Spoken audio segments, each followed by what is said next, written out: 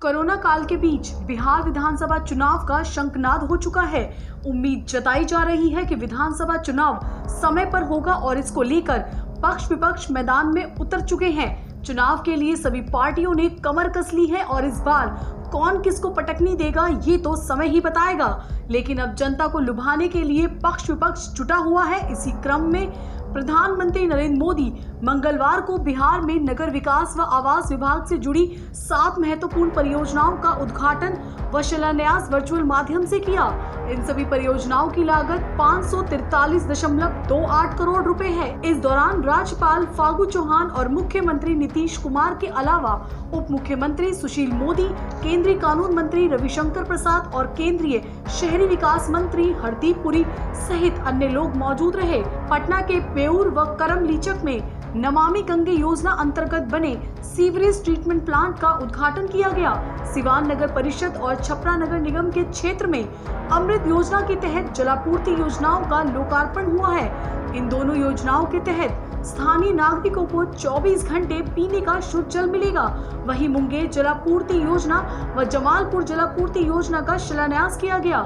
साथ ही नमामि गंगे योजना के अंतर्गत मुजफ्फरपुर रिवर फ्रंट डेवलपमेंट योजना का शिलान्यास किया, जिसके अंतर्गत मुजफ्फरपुर शहर के 3 घाटों का विकास किया जाएगा। रिवर फ्रंट पर कई प्रकार की मूलभूत सुविधाएं उपलब्ध होंगी, जैसे शौचालय, information kiosk, changing room, pathway, watch tower इत्यादि। उक्त घाटों पर आकर्षक साइनेज, सुरक्षा व्यवस्था और पर्याप्त रोशनी भी उपलब्ध होगी। आपको परियोजनाओं की लागत बता दें। बेउर एसटीपी का उद्घाटन 77.85 करोड़, करम लीचक एसटीपी का उद्घाटन 83.97 करोड़, सिवान जलापूर्ति 1 का उद्घाटन 37.17 करोड़, छपरा जलापूर्ति 1 का उद्घाटन 56.25 करोड़, मुंगेर जलापूर्ति योजना का शिलान्यास 217.97 करोड़, जमालपुर जलापूर्ति योजना का शिलान्यास 59.30 crore, Muzaffarpur river front development का शिलान्यास 10.77 करोड़।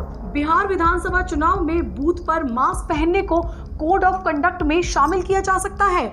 वोट देने आए मतदाताओं के लिए मास्क और ग्लव्स जरूरी होगा। चुनावी ड्यूटी में आए केंद्रीय सुरक्षा बलों और राज्य पुलिस के लिए सैनिटाइजर का प्रयोग अनिवार्य होगा। चुनाव तैयारियों का आंकलन करने आई चुनाव आयोग की 2 सदस्यीय टीम ने मंगलवार को मुख्य सचिव के साथ समीक्षा बैठक की। बैठक में सरकार के अधिकारियों ने वोटरों के लिए मास्क अनिवार्य करने का सुझाव दिया।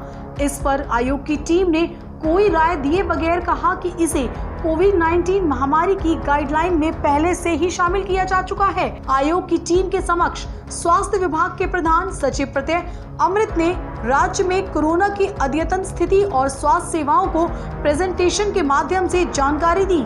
अधिकारियों ने बताया कि आयोग की टीम बिहार की तैयारियों में संतुष्ट होकर लौटी है। विधानसभा चुनाव को लेकर बिहार पहुंची आयोग के 2 सदस्यीय टीम में शामिल उप निर्वाचन आयुक्त सुदीप जैन और चंद्रभूषण कुमार ने मुख्य सचिव दीपक कुमार के साथ शाम 6 बजे राज्य की चुनावी स्थिति की समीक्षा कर दिल्ली लौट गई। मुख्य सचिव के साथ आयोजित बैठक में गृह विभाग के अपर मुख्य सचिव आमिर सुबहानी, डीजीपी गुप्तेश्वर पांडे, उत्पाद एवं मद्य निषेध विभाग के अपर मुख्य सचिव, वित्त विभाग के प्रधान सचिव डॉक्टर एस सिद्धार्थ और परिवहन विभाग के सचिव संजय अग्रवाल शामिल थे।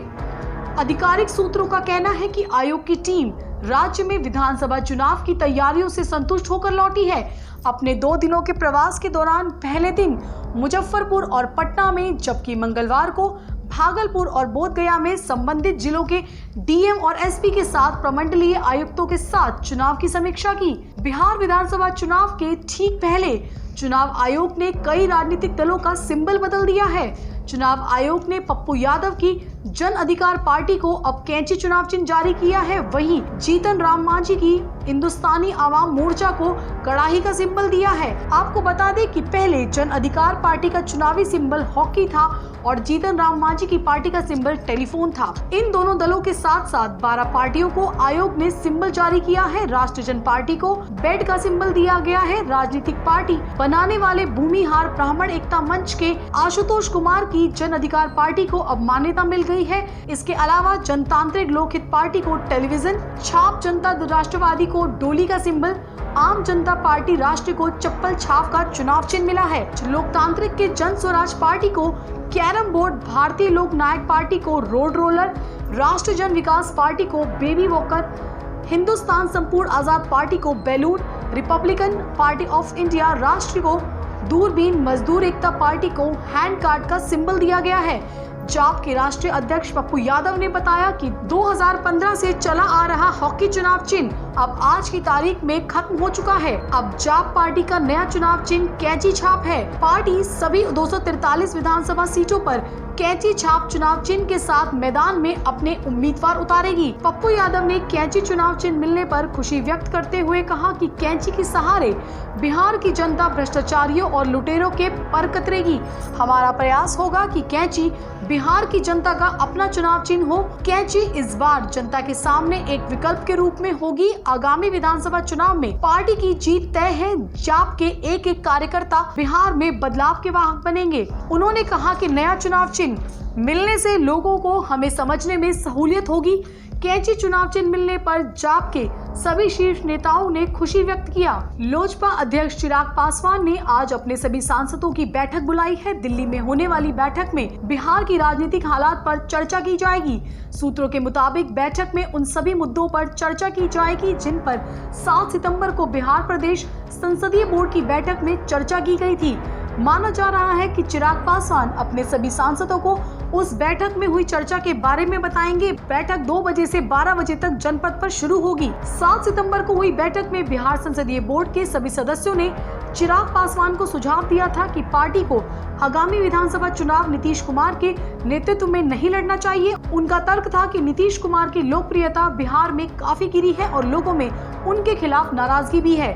7 सितंबर को बिहार संसदीय बोर्ड की बैठक के बाद पार्टी के औपचारिक बयान में कहा गया था कि सभी सदस्य बिहार की 143 विधानसभा सीटों पर पार्टी उम्मीदवार उतारने के पक्ष में है। जाहिर है ये सभी वह सीटें हैं जहां बीजेपी के उम्मीदवार खड़े नहीं होंगे, यानी पार्टी के नेता जेडीयू के उम्मीदवारों के खिलाफ अपना उम्मीदवार उतारने के पक्ष में थे। सूत्रों के मुताबिक सांसदों के साथ बैठक में चिराग पासवान इस सुझाव से सभी सांसदों को अवगत कराएंगे। साथ ही इन सीटों पर संभावित उम्मीदवारों के बारे में भी चर्चा हो सकती है। कुछ दिनों पहले ही जेडीयू अध्यक्ष नीतीश कुमार और जेपी नड्डा के बीच पटना में बैठक हुई थी। माना जा रहा है बैठक से बिहार एनडीए में सीटों के बंटवारे पर औपचारिक बातचीत शुरू हो गई है। ऐसे में चिराग पासवान भी अपनी पार्टी की रणनीति तय कर लेना चाहते हैं। संभावना है कि सांसदों के साथ बैठक के बाद चिराग पासवान लोजपा के केंद्रीय संसदीय बोर्ड की बैठक भी जल्द ही बुलाएंगे, जिसमें गठबंधन को लेकर कोई अंतिम फैसला लिया जा सकता है। बैठक दोपहर 2 बजे से 12 बजे तक जनपद पे शुरू होगी। धनबल की बात करें तो बिहार के 67% विधायक करोड़पति हैं। जदयू के तो 73% विधायक करोड़पति हैं।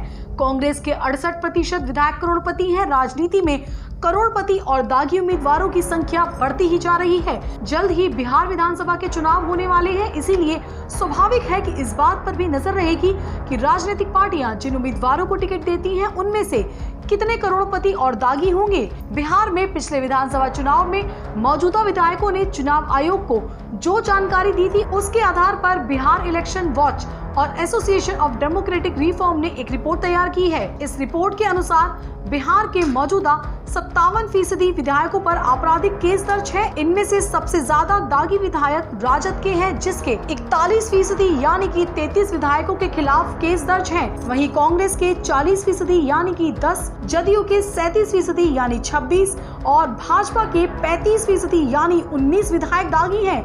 कुल विधायकों में से 30 पर हत्या के प्रयास का केस है और 5 विधायकों पर महिला अत्याचार से संबंधित मामले चल रहे हैं। एक विधायक पर तो बलात्कार का आरोप भी है।